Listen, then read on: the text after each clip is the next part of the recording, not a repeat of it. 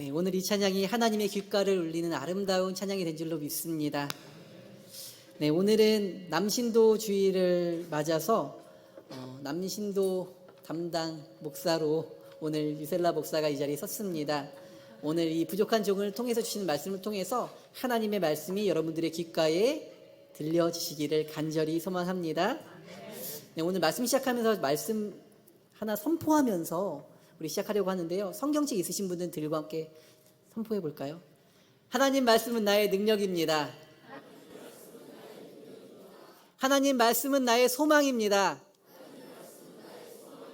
하나님 말씀은 나의 모든 불가능을 가능케 하십니다. 아멘. 아멘. 이 말씀의 능력이 나타나길 소망합니다. 우리 모두가 잘 아는 속담이 있습니다. 기쁨을 나누면 배가 되고 슬픔을 나누면 반이 된다. 그런데 요즘은 이걸 좀 바꿔서 이렇게 말한다고 하더라고요. 기쁨을 나누면 질투가 되고 슬픔을 나누면 약점이 된다. 여러분 맞습니까? 타인의 좋은 일에 선뜻 공감해 주지 못하고 타인의 슬픔에 공감해 주지 못하는 현 사태를, 현 상황을 꼬집는 이야기일 것입니다. 왜일까요? 철저한 경쟁 사회이기 때문이죠. 내가 누군가를 밟고 올라가야 내가 이기니까 다른 사람들이 잘 되는 게 마냥 좋아 보이지 않습니다. 이 사람을 내가 밟고 올라갈 수 있는 기회가 될 수 있을 것 같으니까 다른 사람의 슬픔이 그냥 마냥 나처럼 공감되지가 않습니다. 많은 사람들이 직장, 학벌, 부동산, 재산, 자녀 모든 것들을 경쟁으로 여기며 살아가는 사회 아니겠습니까?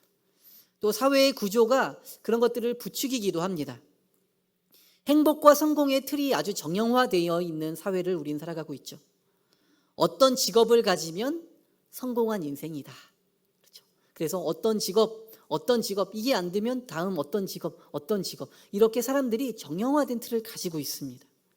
그리고 자녀도 어떻게 길러야 된다. 어느 단계에서 뭘 해야 되고 어떤 교육을 받아야 되고 어떤 대학쯤 가야 성공한 대학이고 이런 것들이 막 정형화되어 있다는 거죠. 그러니까 어때요? 사람들이 다 그 길을 따라가려고 애씁니다. 이런 정형화된 사회에서 그 틀을 벗어나면 나만 낙오해 버릴까 봐 두려워하기도 합니다. 그런 습관이 교회에도 스며들기 시작하고 자연히 신앙생활도 경쟁이라고까지 여기기도 합니다. 그렇기 때문에 교회에서 너무나 아름다운 섬김의 일들인데도 서로가 경쟁을 하면서 서로 마찰을 빚기도 하죠. 서로 질투를 일으키기도 하죠. 하나님 일을 하는 건데도요. 그런데 누가 더 믿음을 좋게 살아가느냐, 누가 더 믿음 좋은 사람이냐를 계층화하는 것은 절대 쉬운 일이 아니거든요. 겉으로 보이는 것으로 판단하기도 쉽지 않으니까요. 그래서 사람들은 생각을 하기 시작했습니다. 어떤 생각을 했냐면, 그래, 하나님께 축복을 더 많이 받은 사람이 믿음 좋은 사람일 거야. 더 많이 복받은 사람이 하나님께 사랑받은 사람이라고 무의식 중에 생각하면서 그래서 자연히 이렇게 생각하게 되죠. 자신이 생각하기에 축복이라고 여겨지는 것들은 다른 사람들에게 막 자랑을 합니다. 잘 내어놓습니다. 그런데 내가 힘든 일, 어려운 일, 고난 중에 있는 일들은 감추고 싶은 일이 되어버립니다. 왜냐하면 내가 신앙생활을 잘 못했다고 자인하는 꼴이 되어버릴까 봐 말입니다. 그렇게 우리는 나의 아픔, 나의 슬픔, 또 나의 약점을 누구에게 나누는 것이 쉽지 않은 신앙생활을 하면서 살아가게 된 것 같습니다. 그래서 우리는 나를 보호하려는 갑옷을 입게 됩니다. 오늘 말씀 제목은 뭘까요? 오늘 말씀 제목 주보를 한번 보셔도 됩니다. 오늘 말씀 제목은 갑옷을 입은 그리스도인. 맞습니다. 오늘 말씀을 통해 나누려는 갑옷이라는 것은 에베소서 6장에 등장하는 하나님의 전신갑주가 아닙니다. 이것은 나를 포장하는 데에 익숙해지면서 입게 되는 각자의 갑옷을 말씀드리려는 것입니다. 현대 사회를 살아가는 우리들은 나의 자랑거리들로 내 삶을 치장하면서 갑옷을 만드는 데 아주 익숙해져 있습니다. 요즘에는 페이스북이나 인스타그램 같은 SNS가 발달해 있어서 이런 일들을 포장하기에 너무나 좋은 세상, 효과적인 세상에 살고 있죠. 그래서 누구나 자랑을 합니다. 나 이렇게 충분히 잘 살고 있어. 딱 먹기 전에도 나 이렇게 좋은 음식 먹어. 찍으면서 나 이렇게 좋은 데 놀러 왔어. 사람들이 다 충분히 잘 살고 있어. 나 행복해. 이런 것들을 나누며 살아가는 세상이죠. 그런데 교회를 다니는 사람들도 또 교회 다니는 사람들 나름대로의 SNS 경향이 있더라고요. 나 교회 잘 다녀. 나 믿음 좋아. 나 하나님께 축복받았어. 나 하나님께 복받아서 이런 것들 누리면서 살아. 모두가 이런 것들을 아름답게 갑옷처럼 치장하며 살아간다는 것입니다. SNS는 원래 소통을 위한 도구로 개발되었는데 언제부턴가 오히려 불통과 불신의 도구가 되어버린 것 같습니다. 나의 약함은 꽁꽁 감추고 나의 빛나는 모습들만 더 과장해서 내보이고 싶어하게 되는데 이제 이러한 나의 포장은 점점 견고한 나의 갑옷이 되어갑니다. 그렇게 우리는 이제 바늘로 찔러도 들어갈 것 같지 않은 그런 견고한 갑옷을 누구나가 입게 됩니다. 점점 자신의 약함을 내어놓는 것을 두려워하기 시작합니다. 요즘에는 목회자들에게도 성도님들이 자신의 어려운 일들, 내밀한 일들 이런 것들을 내어놓기를 좀 어려워하시더라고요. 그리고 신방받는 거 아주 어려워하시죠. 누군가에게 자신을 있는 그대로 내어 보인다는 게 쉽지 않다는 이야기죠. 목회자한테 그렇게 대한다면 아마 성도님들끼리는 아마 더 하겠죠. 우리는 어느새 갑옷을 입은 나의 모습이 진짜 나의 모습이라고 착각하게 됩니다. 교회에 나올 때도 그 갑옷을 벗지 못하게 되었습니다. 심지어는 하나님 앞에 나아갈 때도 자신의 갑옷을 내려놓지 않으려고 합니다. 그렇게 우리는 갑옷을 입은 그리스도인으로 오늘을 살아가게 된 것입니다. 여러분들의 갑옷은 무엇입니까? 여러분들이 그렇게 애써 챙겨 입으려고 하는 나의 갑옷들은 정말 하나님 앞에서 여러분들을 더 가치 있게 만들어주는 것들입니까? 사람 앞에서 또 하나님 앞에서 칭찬받을 이유, 자랑할 이유가 아주 풍부했던 사람이 바로 오늘 본문에 등장하는 바울입니다. 좋은 가문과 신분, 엘리트 코스 교육을 받아온 이 스펙, 세상 사람의 부러움을 받기에 충분했습니다. 또 그리스도인들에게는 어떻습니까? 하나님 앞에서 엄청난 사역을 감당하고 있고 많은 성도들이 부러워할 만한 하나님의 환상, 비밀한 것들을 허락받은 사람. 이런 모든 것들이 세상 사람들과 그리스도인들 앞에서 자랑하기에 충분한 것들이었습니다. 오늘 본문 6절에 바울은 이렇게 말합니다. 내가 만일 자랑하고자 하여도 어리석은 자가 되지 아니할 것은 내가 참말을 함이라. 그러나 누가 나를 보는 바와 내게 듣는 바에 지나치게 생각할까 두려워하여 그만두노라. 무슨 말입니까? 이런 얘기죠. 솔직히 내가 내 자랑해도 너희들 할 말 없잖아. 내가 잘난 거 사실이니까. 그런데 나는 너희들처럼 자랑하지 않는다. 이런 말이에요. 왜 바울이 이런 말을 합니까? 고린도 교회의 많은 성도들이 자랑할 거리도 되지 않는 걸 가지고 교회에서 자랑하기 시작하는 겁니다. 세상의 지위를 그대로 끌고 와서 사람들 위에 군림하려고 합니다.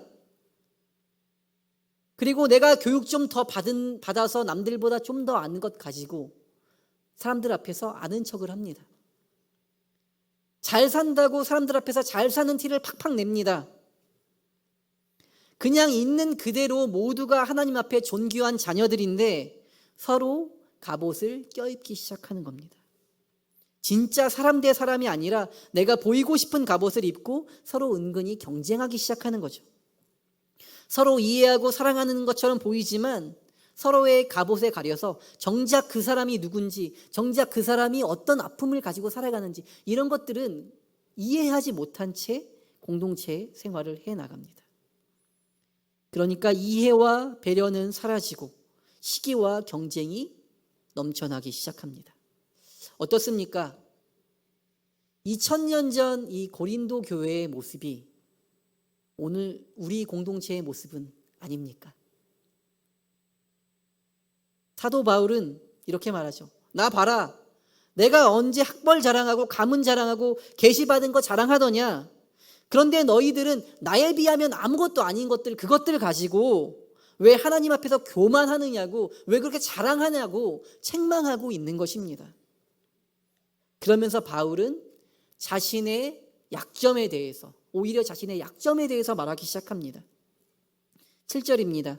여러 계시를 받은 것이 지극히 크므로 너무 자만하지 않게 하시려고 내 육체의 가시 곧 사탄의 사자를 주셨으니 이는 나를 쳐서 너무 자만하지 않게 하려 하심이라.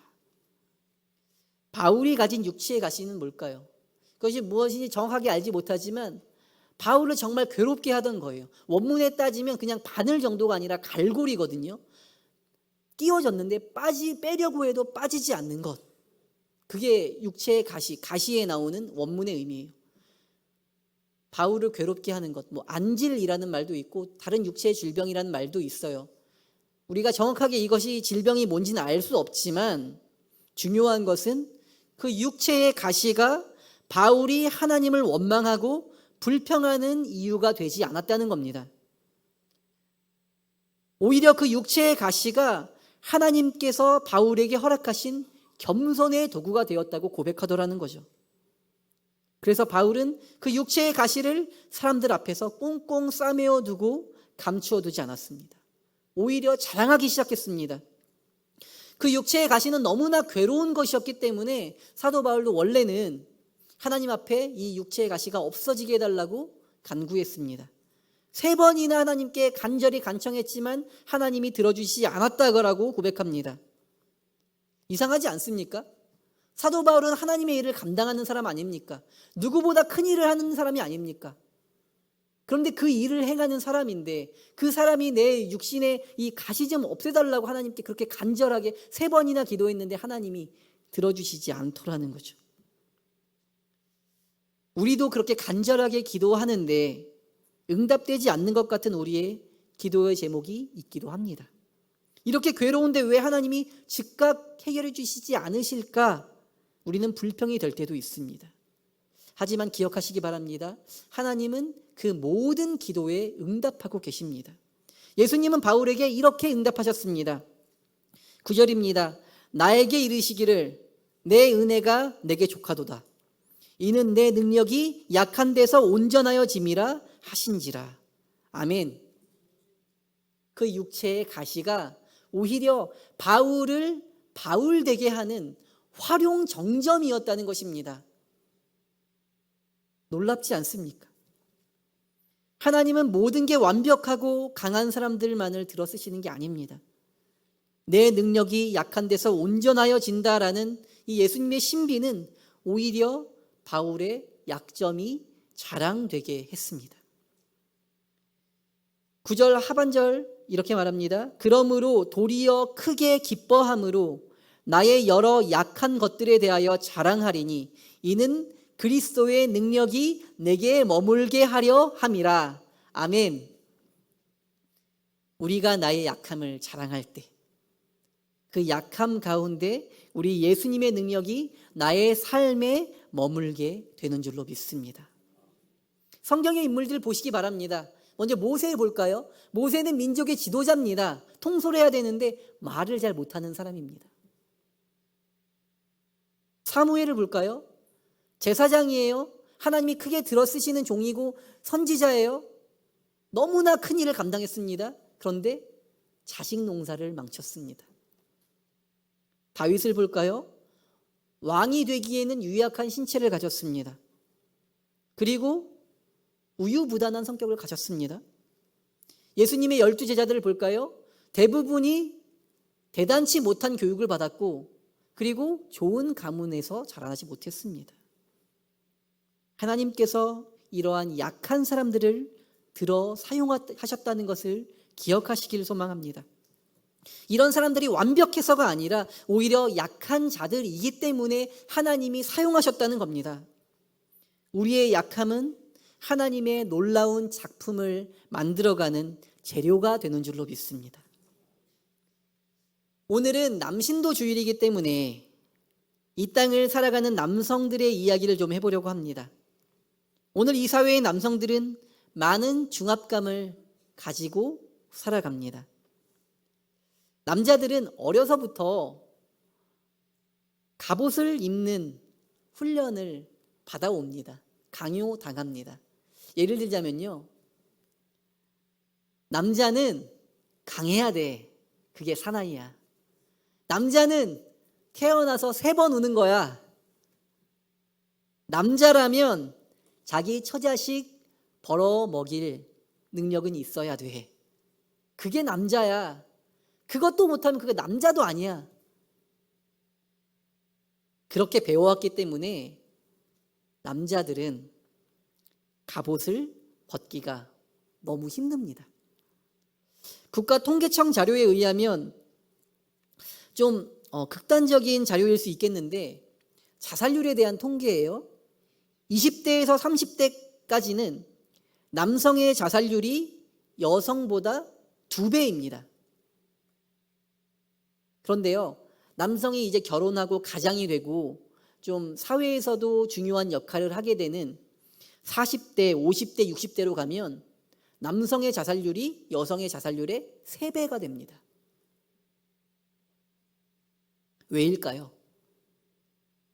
남성들은 갑옷을 못 벗습니다. 누구에게 어려운 얘기, 힘든 얘기 하면 벌써 낙오자처럼 느껴지기도 합니다.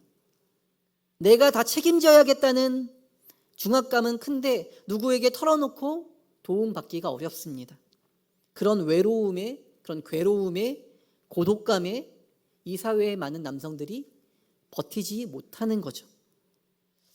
갑옷을 벗을 용기조차 잃어버립니다. 왜냐하면 갑옷을 벗으면 비난받는 사회니까요. 세상 그 어느 곳도 남성들이 또 많은 사람들이 갑옷을 벗을 수 있는 곳이 없습니다. 하지만 우리 교회만은 그 상처 입은 분들이 와서, 상처 입은 남신도들이 와서, 상처 입은 모든 성도들이 와서 안전하게 갑옷을 벗어놓을 수 있는 그런 장소가 되기를 소망합니다. 제가 이전에 금요일에 한번 설교를 하면서 신앙의 성장은 갑각류의 성장과 비슷하다라고 좀 말씀을 전했던 적이 있습니다. 갑각류 예를 들면서 제가 랍스터를 얘기했는데, 랍스터라는 동물이 성장을 할 때 계단식 성장을 해요.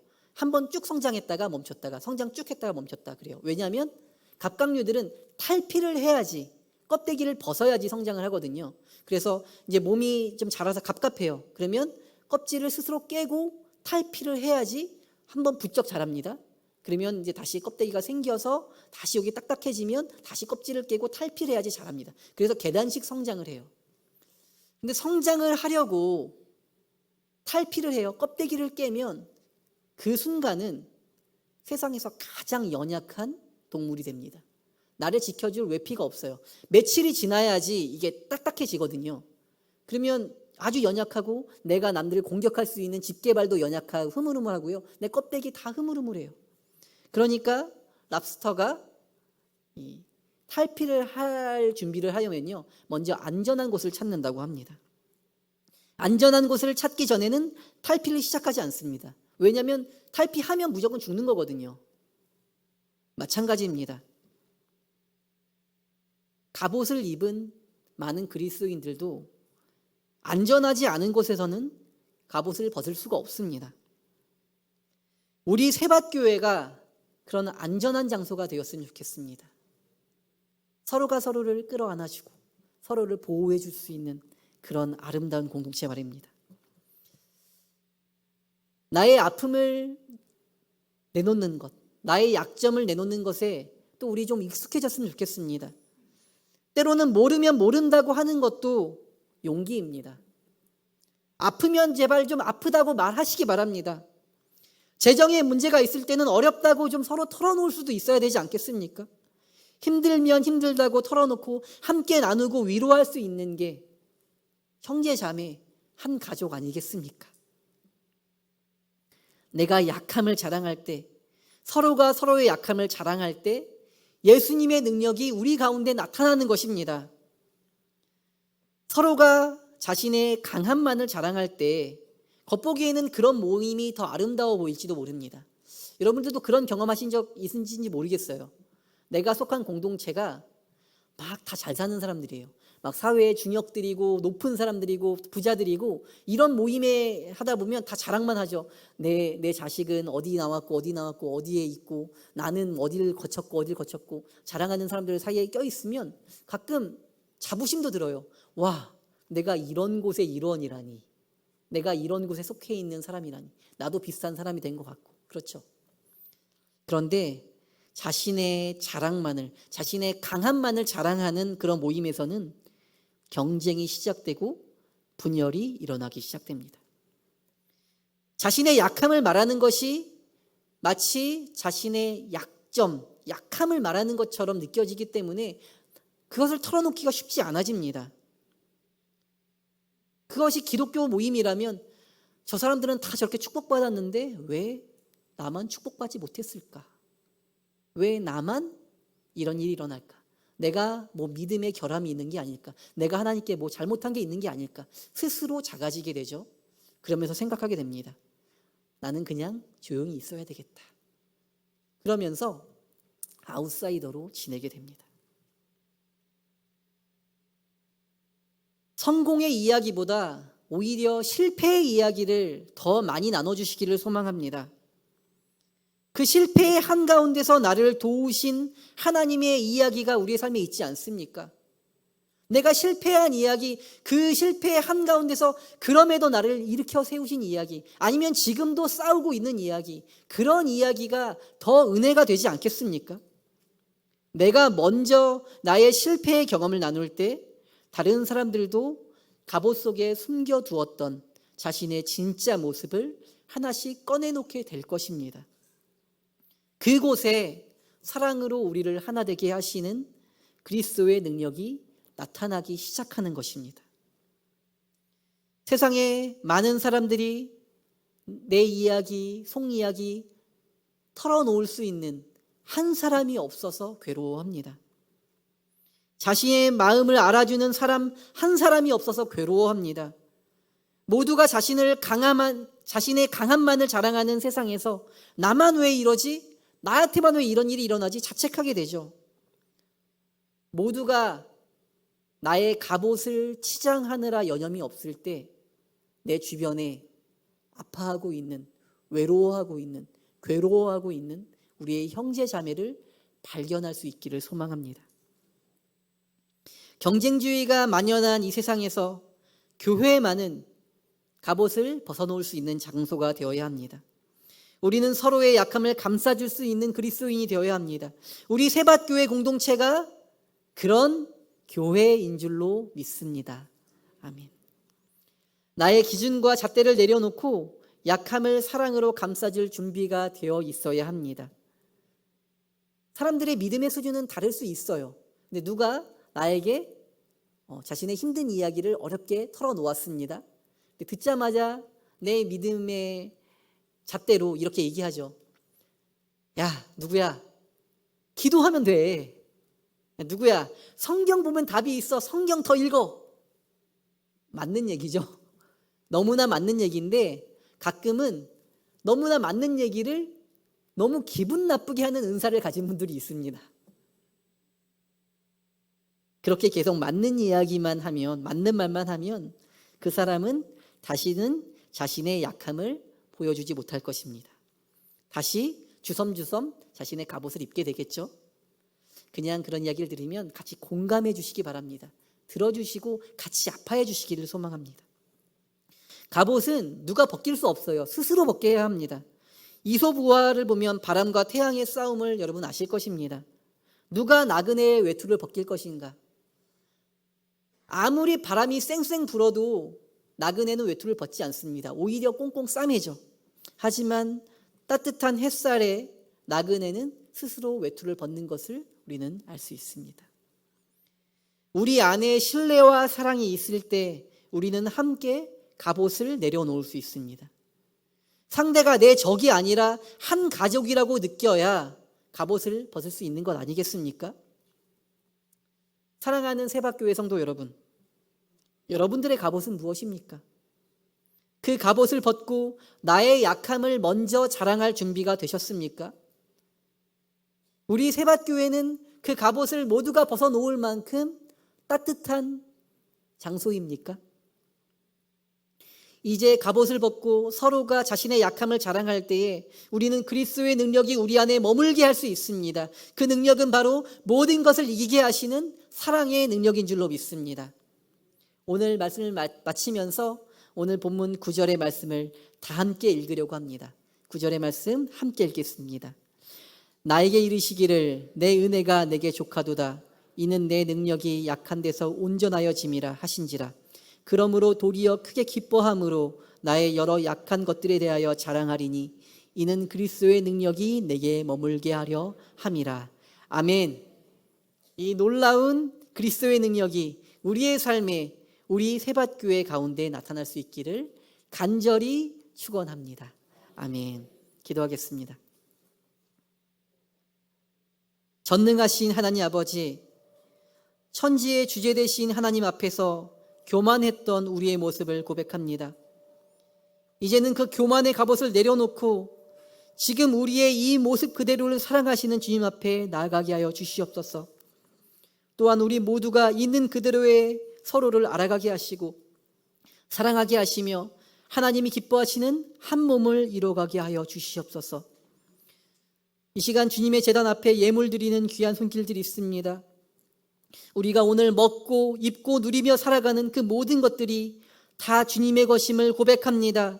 그 신앙 고백을 주님께 올려드리오니 이 아름다운 신앙 고백 예물을 주여 받아 주시옵소서. 주님 앞에 성별하며 예물 드릴 때에 이 세상 재물의 권세로부터 노임을 받게 하시고 떡으로만 살 것이 아니라 하나님